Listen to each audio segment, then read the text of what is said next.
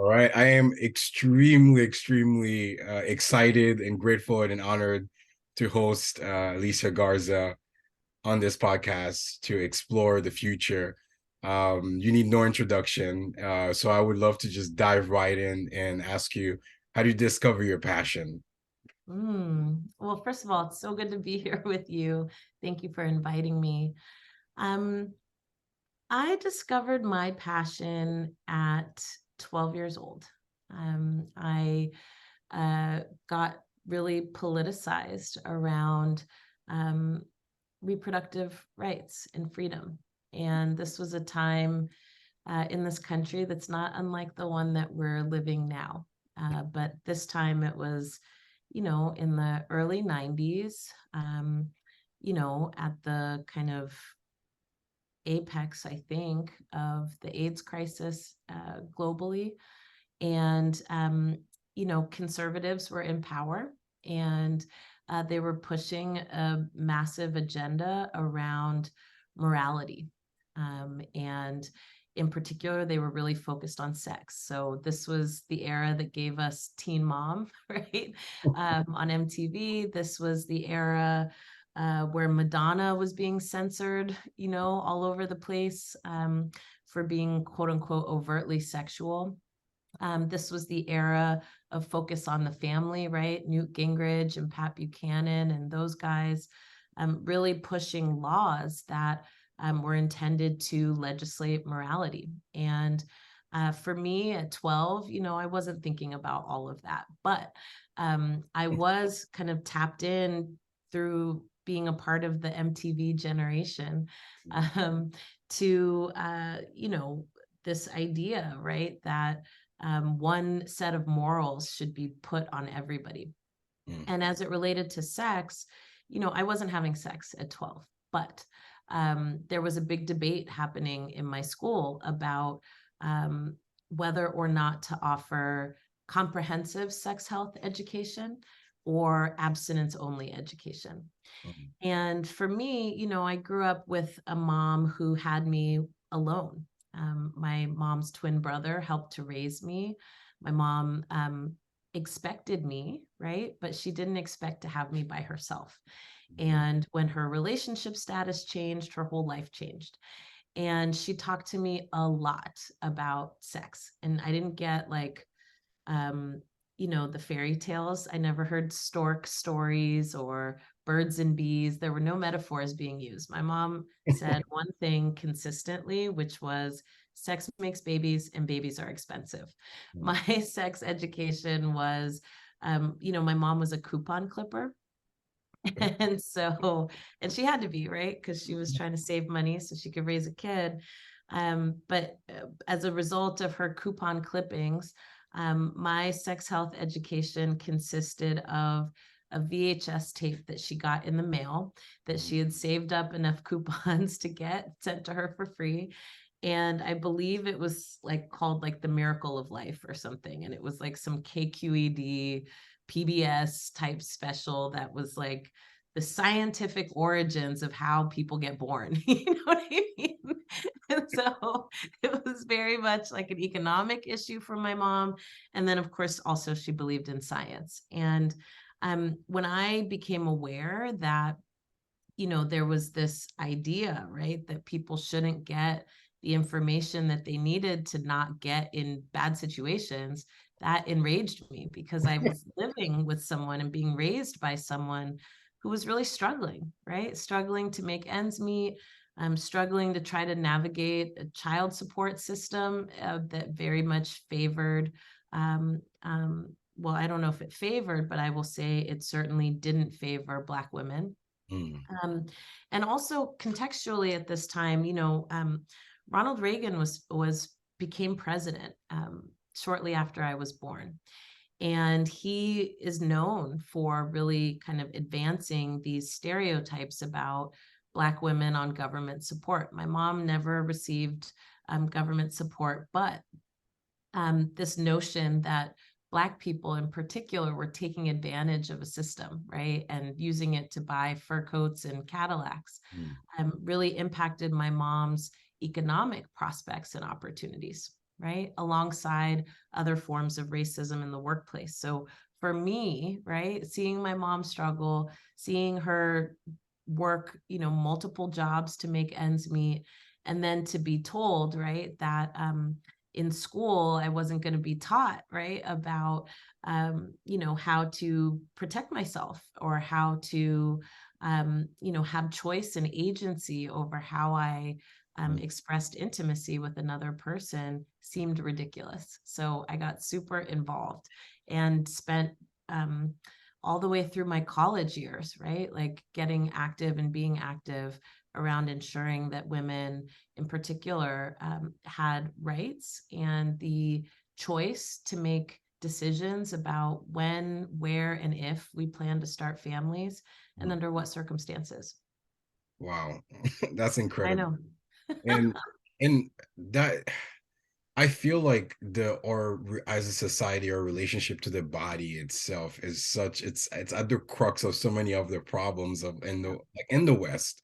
Yeah. It's like we're so disconnected, and it's almost as if it's like we're afraid to like understand what that the body means, and the trauma, the history, the emotion, all of those things that are packed together.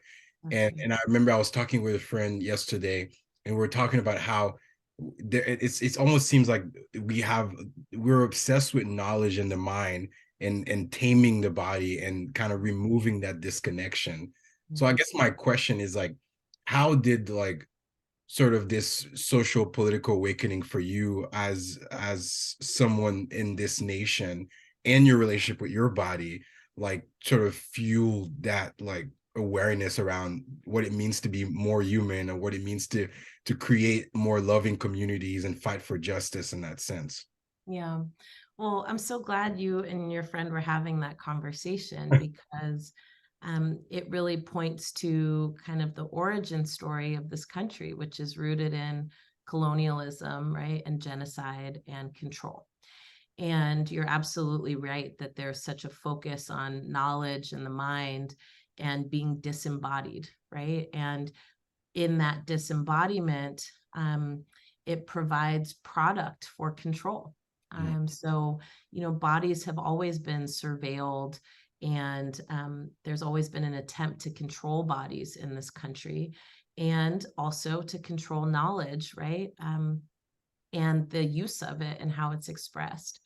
Um, I am somebody who was born not wanting to follow anybody else's rules and not liking to be told what to do. Now, mind you, my mom did not play any games. And so it wasn't like I was running around here crazy, but I really did have a consciousness from a young age that there was unfairness in the world. And part of what felt unfair was being told what to do without input.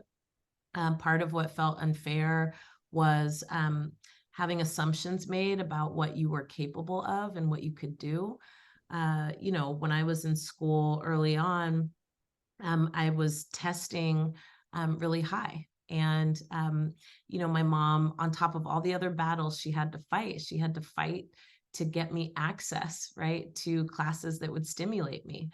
I taught myself to read at age 3, right? And she would tell me stories about how she was trying to get me into kindergarten and no one would take me because they could not believe that a Black child, right, could read at the age of 3.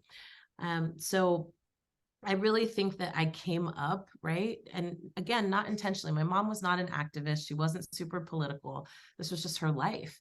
mm, And she would talk about it with me a lot. And she would talk about it around me a lot. And so I really was that kid that, when my dad would say, can you make me coffee? I would say, you need to make it yourself, right? Like it felt unjust to me that I should stop what I'm doing to like serve somebody else, right? And so I think that's where the impetus comes from. But also in life, when you experience people underestimating you, people talking over you, people trying to dim your light, I actually think that it is very much an innate human response to resist that. wow. Human beings desire and long for connection. We long for compatibility. We long for finding our people, right? And connecting with our people. And anytime that that is interrupted, there is something inside of us that says, no, no, no, that's not right. Now, society spends years and years and years, starting in the womb, right? Trying to shape and actually like kind of engineer that out of us, but it's not able to be done. And you can tell in the ways that history has been shaped and the way that people have shaped history. We cannot control that innate desire to connect, to be loved, to be seen, and to have dignity. And I'm really grateful actually for that thing that we have inside of us. And if we are lucky enough to be taught to listen to it and honor it, right, then we're able to set the world on a different course. And I think that's the push and pull that we've experienced throughout time. Totally. I always sort of give the language of the soul as if it's a sun, it's a fire. Yeah. It's almost as if it's like we have to set the world on fire through Yes. that love, through that connection. It's like we're sort of, I totally agree. I feel like there is something beyond us that outside of like changing society, outside of like this sort of this productive or kind of construction of the world, it's like there's this sort of there's a cosmic intimacy that That's we right. seek between people. So I guess this kind of follows it a really powerful. It's very fascinating what you're saying, because it follows the second question in terms of like in your work and your journey, when you're seeking to create change, or even in your early days when you were like activism and trying to create change in the community, like how did when what like when and how, or did the aha moment happens when you're speaking to people who maybe might not even understand the conditions they're in, Mm. or maybe people that are across the line that might be the perpetrators, or like how do you communicate or kind of break those boundaries in the imagination, or even kind of speak on a soul level?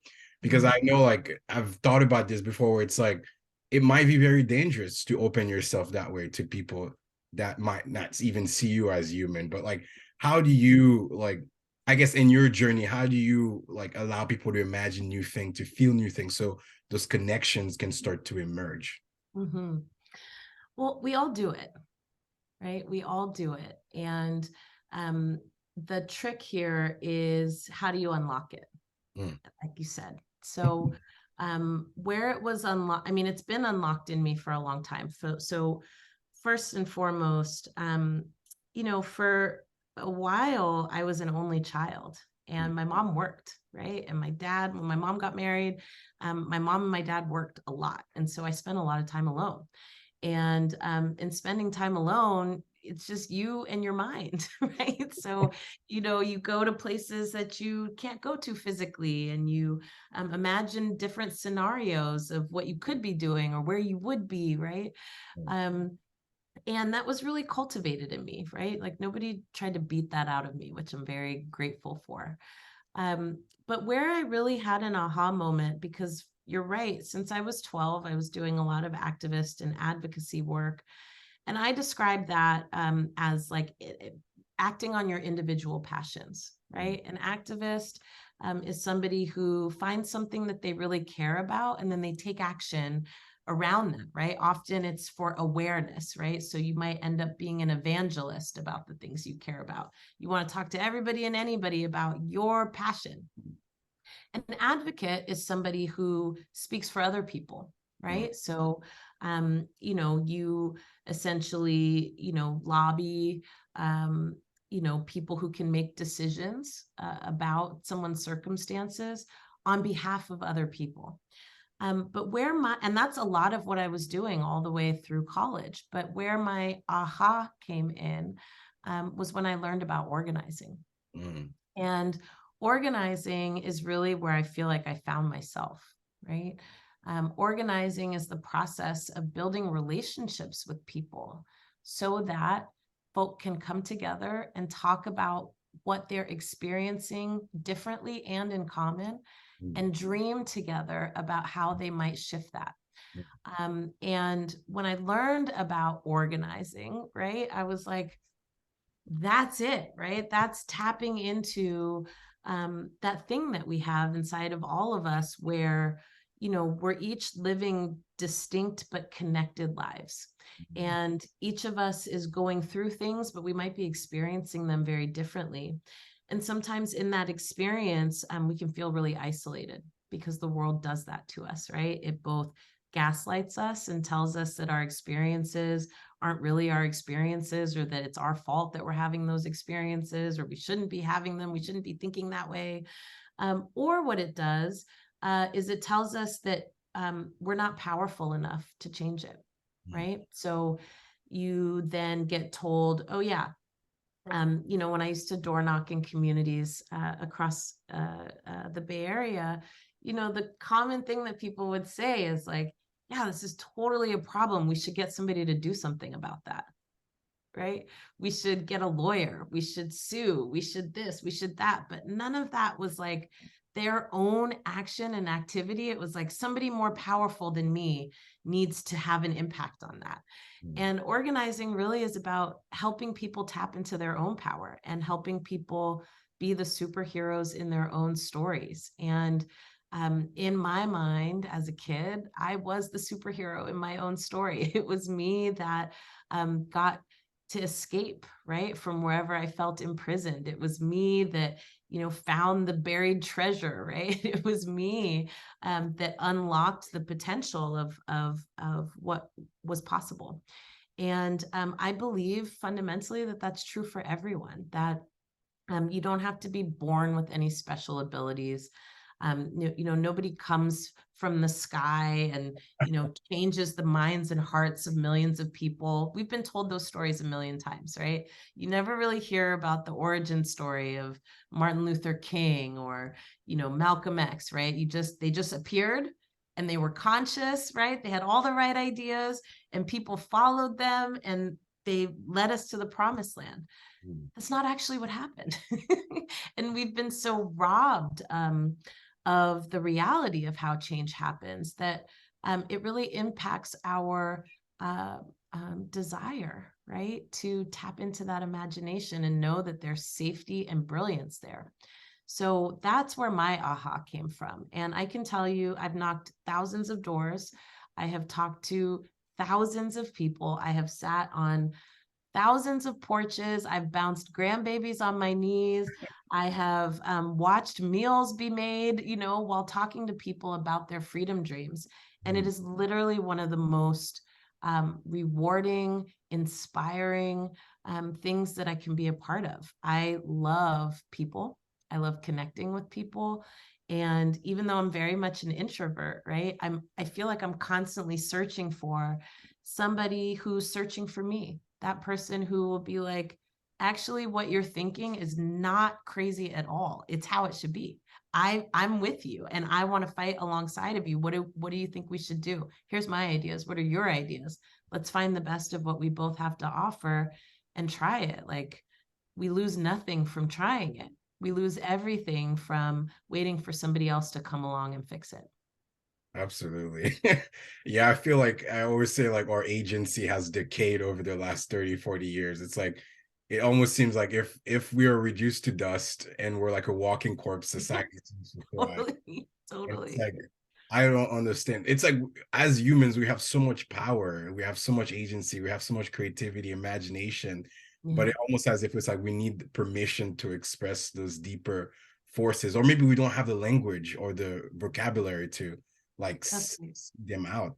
And That's right. I'm interested in terms of like your theory of change because I I personally feel like how change happens in a society, it's through those individual connections, those critical connections. But I almost feel like in terms of social movements and people across, because this podcast is about the future, and I'm extremely passionate about that concept, and I think we can learn so much from the future.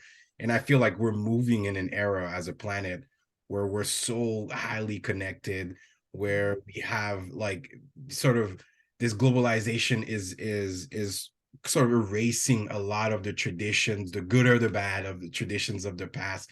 And there's so many different types of truths, and it seems like but it almost seems like there's a mycelial web of like of sort of connections or connectivity where people sort of react collectively to different things, and it can even, that force can be used for something that's good. So I'm wondering, like how do we, or how do you, how, what's your thinking around, or even in your own experience around connecting across borders and spaces? Because I feel like that's how change, for me at least, the long-term change happens, is when as humans we're sort of tapped into that vibration, we're tapped into that frequency, and then we're imagining together, we're sharing that dream. The shared dream is such a powerful thing to have, because I think so much of our life, we're so fragmented. It's like we live in our own lives, which I think is perfectly fine. But I feel like because we're so fragmented in that sort of dreaming or this imagining, like a lot of abuse happens. Yeah. A lot of our agency is taken away. So Yeah. I'm wondering, like, how do we connect those people across time and space, and the planet, so we can sort of capitalize. I don't want to use capitalize, but so we can like just sort of facilitate that emergence. Maximize, yeah, we can maximize our impact. Look, I share the same thoughts that you do, and I would just add that I think the way that change happens is that individuals, right, congregate and acknowledge, respect, and grow the necessity of interdependency. Okay. And from there, right, what we are able to do is make different decisions about how we be together. Okay. But it requires that we acknowledge and amplify the ways in which we depend on each other to survive. So it's not a mistake that you use the word capitalize, because I think, you know, in a capitalist society, right, we prey upon each other to survive. There is infinite possibilities for different ways of being organized so that we are not preying upon each other to survive. And that is what I think we have to unlock. And in order to get there, it not only takes imagination, but it takes courage and it takes power. Because what we've set up, right, are a very intricate set of systems that promote being parasites. Right? It promotes it, it supports it, it grows it. And we have to not only dismantle that, but we have to build something else instead that functions differently. And it has to be networked, right? So we can't just change things in the US and not pay attention to what's happening across the globe. And then certainly like nothing can happen across the globe unless the United States has changed. And so again, right, like, and I'm really appreciative to people like, you know, my friend Il Weaver and others who have looked at this from a Sage Crump, right, who have looked at this from a perspective of like emergent strategy, right, looking at nature and looking at how nature proliferates and survives and adapts. I think that kind of stuff is really important. And I think we have to figure out a new balance of the individual and the collective. Right now, we are heavily, heavily focused on the individual needs, individual agency, individual values, morals, even like many truths, right? Like privileges the individual over the collective, right? I don't like Brussels sprouts. I mean, I actually do really like Brussels sprouts, but do I need Brussels sprouts to survive? Totally. Right. So we have to make different decisions. I can't just say, okay, Brussels sprouts are outlawed, right? I have to say, I don't love it, right? But other people need it.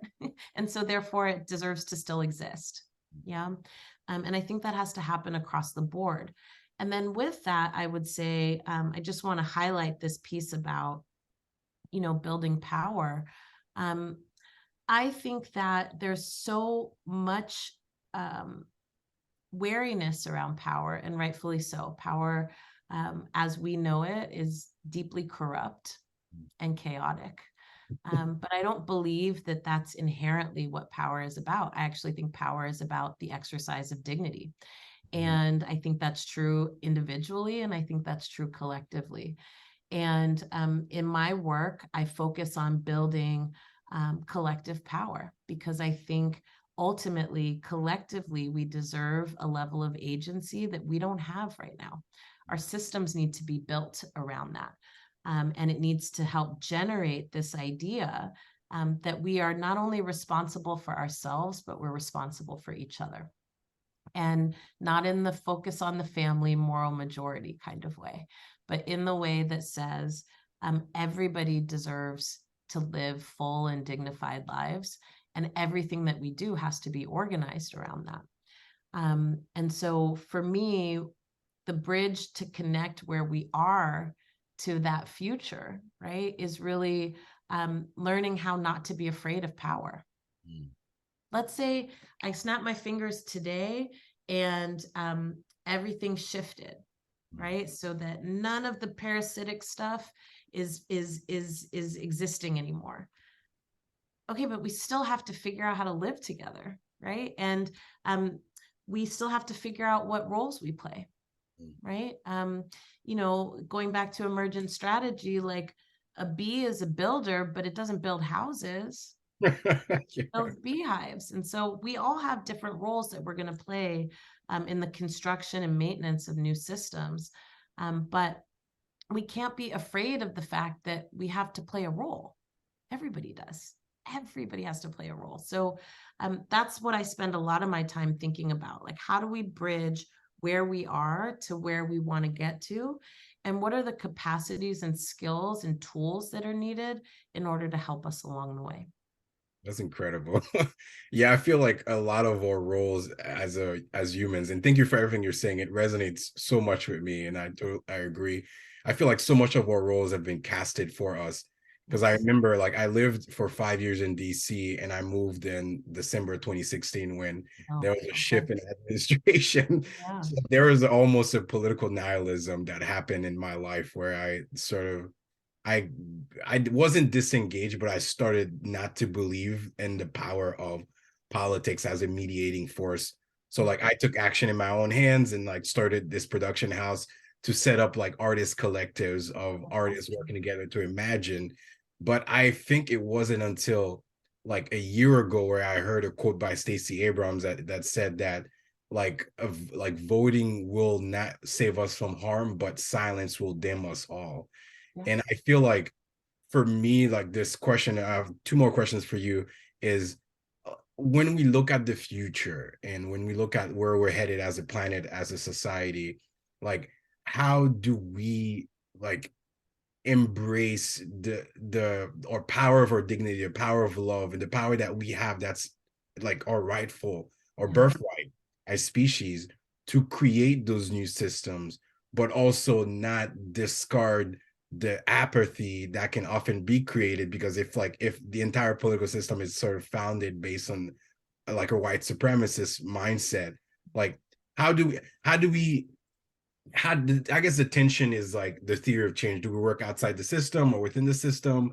And where does politics or the definition of politics that expands into our own creative pursuit to build new systems? So I guess it's a big question, but like in terms of the future, like what's your sort of intuition around our ability to navigate those worlds of like, okay, I'm gonna vote and then that's it, and then I'm just gonna go back to my individual life, and then because I voted and I did my part, or to the point where this is my passion and I care about this and I want to tell as many people as possible because I know that's gonna build new emergent things. So how do we balance the traditional type of form of power that we've been typecasted into and that creative, emergent, imaginative power that we don't have a language yet for in the future?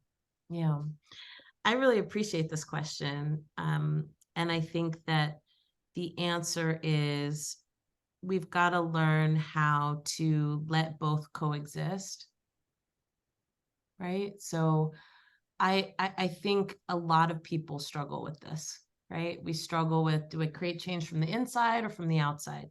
Can I create change if I'm in an institution that doesn't believe in change, right? Like, or doesn't have my same values around change? Is there a role I can play? And, how do I just not tune out completely? Mm.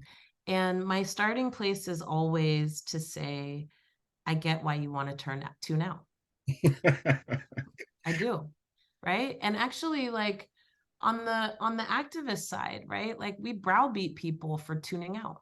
I'm like, look, I want to tune out all the time. It's a lot. It's overwhelming, right? And I'm so tapped in that actually, it's odd to say it, but I have like an instinct to be like, oh, I just don't want to deal with any of this stuff. Mm. But what reconciles that for me is, one, I want to see change in my lifetime. Mm. And if I sit out, there's no guarantee, right, that I'm going to be able to see the things that I need to see and live the way that I need to live right now. So that's one piece of it. The other piece of it, to be honest, is maybe driven by ego or stubbornness, which is like, I want us to be the last people standing. Honestly, like, I'm like, we have more creativity and imagination in our pinky fingers, right? Than the faction that is really trying to destroy everything good about this world. Honestly. So there is like a piece of me that's like, it's competitive. You know what I mean? I'm like, oh no, no, no, no, no. I'm definitely gonna be the last one. Let's go. You know what I mean?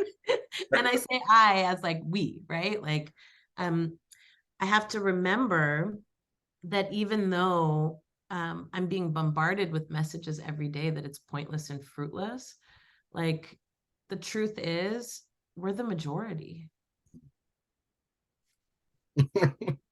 We are the majority, not just demographically, but also values wise. Like, most people, right, want to be able to live in harmony. Most people want to be able to make decisions over their own lives. Most people, right, want to have a say. Most people. So, this tiny faction of people that has created an echo chamber so loud that it makes us believe, right, that they are somehow like set in stone, is something that I have to be conscious about resisting all the time.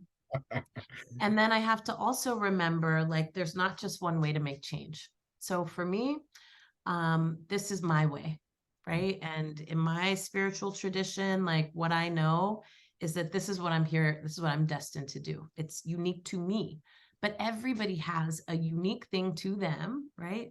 That is their unique contribution to a bigger whole. And I think that the best use of your time, if you're feeling nihilistic or apathetic, is to figure out what is your best contribution. I'm not a tech person. I could get on Zoom with you today. Sometimes I struggle with that, right? Like, I can do basic things, but like, that's not my role, right? My role is not necessarily to be the manipulator of technology. Okay. I don't like that stuff. I don't know how to do that stuff, but I respect people that know how to do it. And I want them to do that and do it well, right? What I do, I know how to do this and I know how to do it really well. So if both of us, right, do the thing that we know and do it really well, imagine what is possible. I don't think it matters if you're like somebody like Stacey Abrams who likes the inside lane, then do it and do it really, really well in service, right, of us collectively. If you're somebody who, is a futurist and can help us radically reimagine where we're headed and can tap into muscles that have been atrophied, right, by this society, please do that. Now, the thing that I think creates chaos is when we try to do things that aren't our lane, right? Like, um, I'm not a mechanic. I can like change my oil, I can change my tire. That's about it. And most cars now are automated, right? So I'm not even sure if I could still do that. But if I start a mechanics business, knowing good and well that I don't know anything about being a mechanic, I'm actually doing a disservice, right? So my message here is, don't try to be anybody else. Be uniquely you and contribute your talents, your skills, your wisdom to a bigger project, right? And be willing, right, to consider what it might look like if all of our efforts were coordinated. I love it. I think that's actually incredible. This sort of there's great synthesis or great symphony of like the inner life, aligning your gifts, Yeah. aligning your vision, sort of finding that intuition and how you navigate in the community to find that passion and that passion out. That's absolutely beautiful. Alicia, this has been absolutely amazing. I have one last question for you is and I always ask the speakers on the podcast, this is, what is like the one idea, the most important idea that you think, if you had like a stage in the next 30 years, what is that one most important idea that you think people should be paying attention to? Dignity. Dignity. Dignity. So, I started off this conversation talking about the political climate that I grew up in, and we're back in it. We're 100% back in it. And what is at stake is people's ability to hold their head high and be cared for, and to be able to care for others in return. And that is across the board. There are more people, at least in this country, who are caring for children and elderly loved ones at the same time than any other time in history. And we don't have the infrastructure that we need to support people who increasingly are in that position. We are under whole-scale attack on the basis of things that people have no control over, right? Whether it be race or gender or sexuality, right? Or, disability, right? Like, these are things that you cannot change just by your will. They just are, right? And people are being made to have less and be less because of an agenda of a small minority of people who want it that way. And I think that the overarching idea that people need to pay the most attention to over the next 30 years is like, how do we preserve dignity in every aspect of our lives? That's why I build political power for Black people, because I'm like, if we can't change policies, right, the rest of our lives is going to be terrible. Okay, our lives are governed by policy, so let's build the power to change policy. That's my contribution. But there's a million other things that involve dignity that we need to pay attention to, whether it be democracy rights, whether it be immigration, whether it be gender and sexuality, abortion, healthcare, housing. I mean, there's a zillion things. Public safety, like, dignity is at the center of all of that. And it should be at the center of all of that. And when we think about policy making and making the rules, basically, to make it more simple, dignity should be at the center of that too. Right now, the only entities that are allowed to be dignified are corporations. Literally, like, laws are built, shaped, and defended, right, to protect profit, but not people. Yeah. So that's what I think, that's the idea that I think needs to shape the next 30 years is, how do we preserve, protect, and promote dignity at all costs? Incredible. I am laughing because there is a level of absurdity of like how everything is so designed. And I appreciate every word you're saying, the idea of dignity, this inherent right as dignified humans that we have. I think if we start to tap into that like energy of dignity, I think we become more human in the eyes of people who often feel so disconnected from each other. That's sort of individualized paradigm. Alicia, this has been such a treat. I appreciate all the wisdom and knowledge that you've shared. And I'm sure the viewers are going to enjoy this. Where can people find your work? Like, are you on social media? How can they connect? You can find us at blackfutureslab.org, or you can head to my website, aliciagarza.com. Fantastic. Thank you so much. I really Thank appreciate it. you. Thank you. So yeah, I'm gonna stop.